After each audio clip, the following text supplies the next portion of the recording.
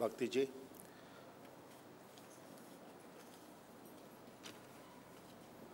Friends, I am deeply honored to have been invited to this evening's function by the IMC.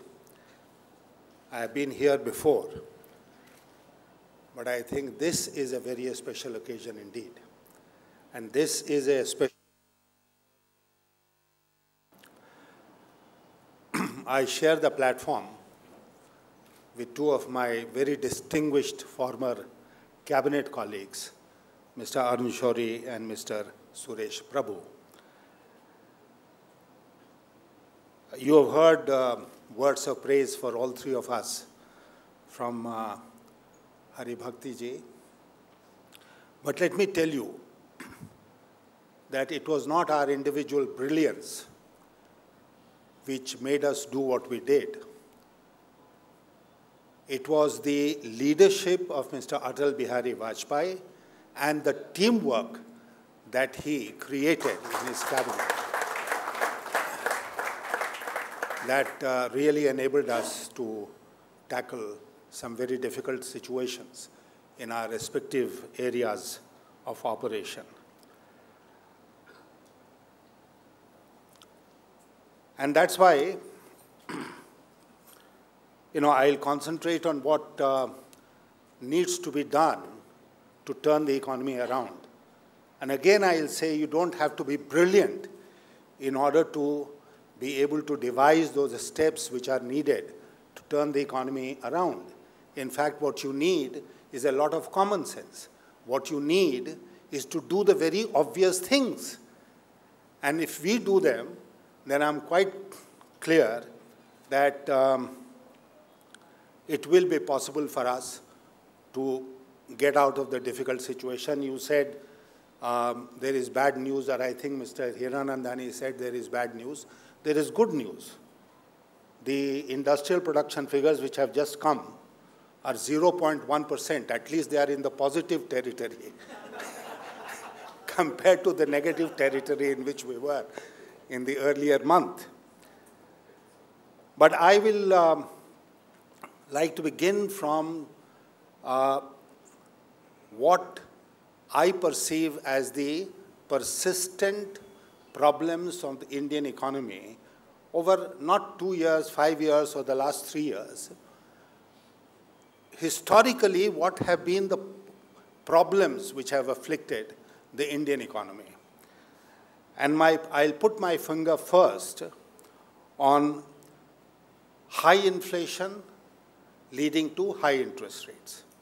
That has been the first problem with which we lived all through the socialist era and much of the liberalization era. Then very poor infrastructure in all areas, which added to the transaction cost of the economy. Very poor management of government finances, which created its own ripple effects on the economy. Then complete anathema to any kind of competition. We all felt extremely comfortable with monopolies, whether they were in the private sector or in the public sector.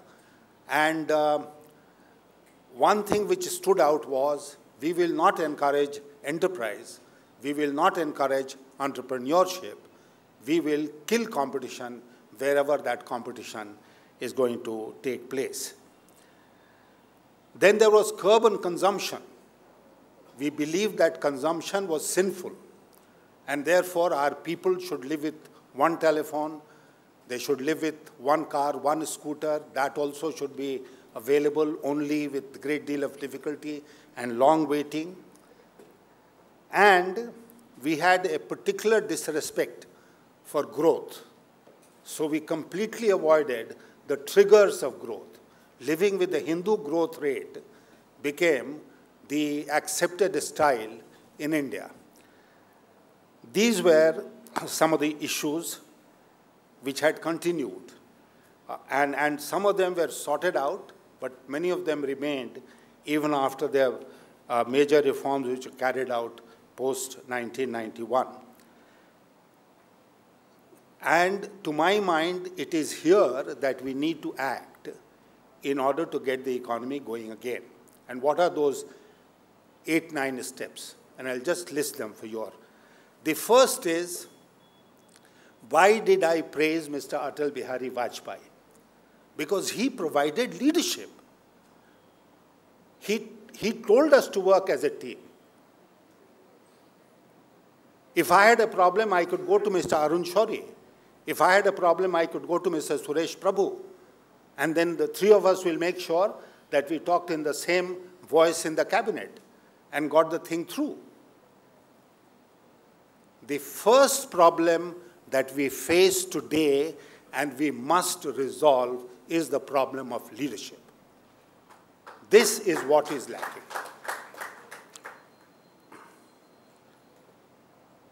I was going through some of my old speeches, and I looked at my 2001 budget speech, and I felt as if I was seized by some kind of madness. I mean, apart from raising prices across the board of administered prices, I even refused to give government employees their leave travel concession. I raised the charges, the rent that they were paying in Delhi and elsewhere by a certain percentage, 15, 25, 30%, depending on the category to which they belonged. Today, all these things are unthinkable. So leadership, why was I able to do it? Because of Mr. Vajpayee. Not because Yashwant Sinha was brilliant, but because Mr. Vajpayee led us, and that is why. And that is where we are missing a person like Mr. Vajpayee sorely today. What can we do about it? I leave it to you for judgment. What should be the starting point on the economic front? The government must cut its deficit mercilessly. I am not ashamed of admitting the fact that I am a fiscal fundamentalist. And I seriously believe that any government, whether it's government of India, the state governments, or even the government of the US, they must remain within their means. If we all start living beyond our means, then we are creating problems for the country and for the future. So cut the deficit mercilessly. We can't have 6% fiscal deficit in this country, year after year after year. And I take credit for the fact that when we were in government, we put together and passed the Fiscal Responsibility and Budget Management Act, according to which the revenue deficit today should have been 0 and the fiscal deficit should have been less than 3%. It is this which will then enable us to break again, once again, because we did it when we were in office, break the vicious cycle of high inflation and high interest rates. We can't go on blaming the Reserve Bank of India saying, why are they raising interest rates or not reducing interest rates, if the rest of the economy is not ready for it. You can't tackle interest rates in a vacuum. It has to be related to the rate of inflation. And you have to look at the real interest rate which is available to the people, to the savers. Then the second is change the quality of expenditure of the government. You know, and here I like to point out that we were coasting along beautifully. 2003-04, which was the last year of the NDA regime, the fiscal deficit was 4.5%, the revenue deficit was 3.6%. In 2007-08, we almost achieved the impossible. Fiscal deficit came down to 2.5% and revenue deficit to 1.1%. And revenue deficit as part of fiscal deficit was only 41% of the total deficit. Then you look at 2008-9, which I regard as the year of sin. That was the year when the original sin was committed. Revenue deficit, the fiscal deficit went up from 2.5% of the GDP to 6% of the GDP. And the revenue deficit went up to 4.5%. And as a component of fiscal deficit, it went up from 41% to 75%. And next year, it went up to 81%. And then we have not looked back. Now, we all stood up and applauded the government of the day for this fiscal expansion. We said this was the only way in which the global financial crisis challenge could have been met. So put money in people's pockets. This is what the government did. You remember all those things, the farm debt loan waiver and the sixth pay commission and 40,000 crore for Manrega, and all those major expenditures were suddenly unleashed, and we put money in people's pockets. What will people do with the money? Consume.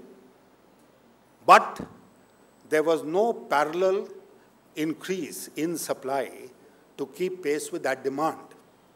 And therefore, sir, when you were talking about food, we have record production of food grains in our country now, 255 million tons. And we still have food inflation at around 10%, which has stubbornly refused to go down. So, quality of expenditure. You cannot have an expansion of the fiscal space as far as unproductive expenditure is concerned. By all means, go ahead and have fiscal expansion, but let it be for productive purposes, which will spur investment and create demand for investment goods rather than pure consumption goods. The third is very clear, and that is what we had done. Please lay emphasis on creation and upgradation of physical infrastructure. Why aren't we building more roads? Why aren't we building more power plants? Why aren't we building more airports?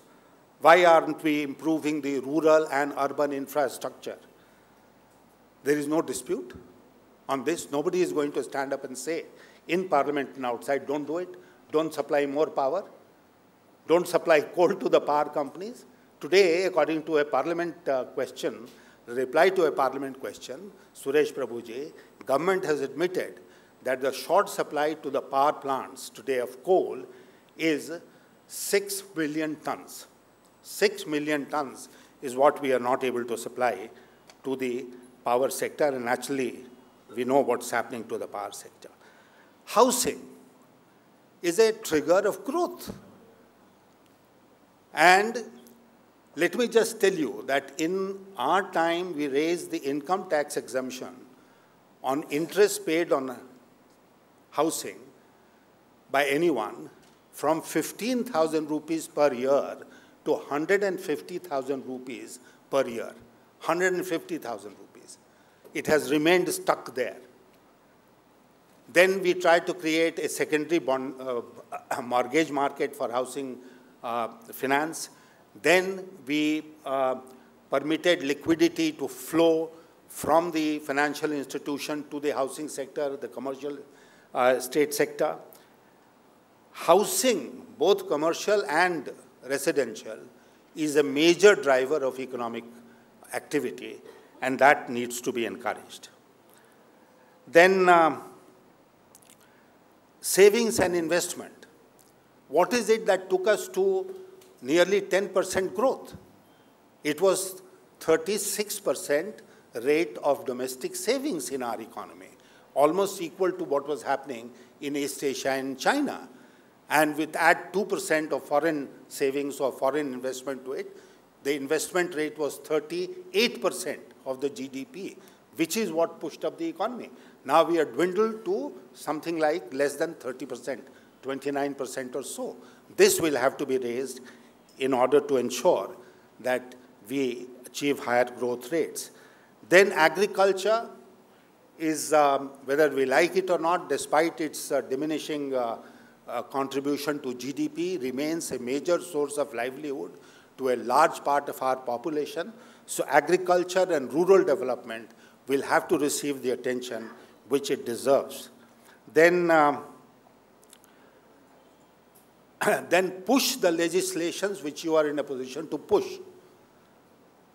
I am not taking time of the House on what should be done, but if somebody were to ask me a question, then I'm going to give you the details of what legislations and how they can be passed and how woefully short we are of the will to get these legislations through.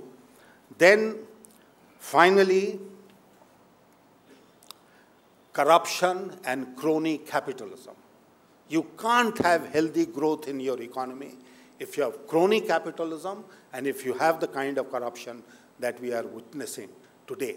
This will have to be curbed, and we are back to square one, which is leadership. If we don't have strong leadership, we don't have determined leadership, we don't have a government which is willing to put its existence on stake today, you will make no progress. If we try and cling to office, if we try and hold on to the chair we are occupying, then that is doomsday, and that's what we are witnessing today. So we'll not even take a baby step because we don't have the courage to